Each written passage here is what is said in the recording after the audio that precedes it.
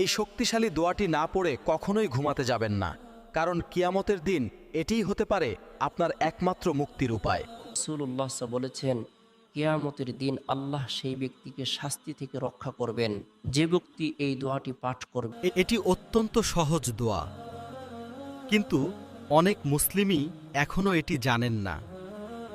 দোয়াটি শেয়ার করার আগে অন্তত একজন প্রিয় মানুষকে ভিডিওটি পাঠান, কারণ একটি দোয়া শেয়ার করাও হতে পারে বড় সওয়াব।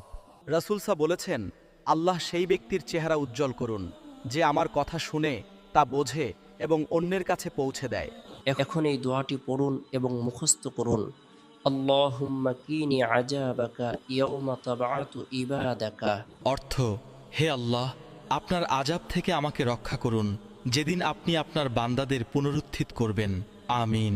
এই দোয়াটি নবী করিম প্রত্যেক ফরজ সালাতের পরেও পাঠ করতেন, তাই এটিকে আপনার প্রতিদিনের অভ্যাস বানান।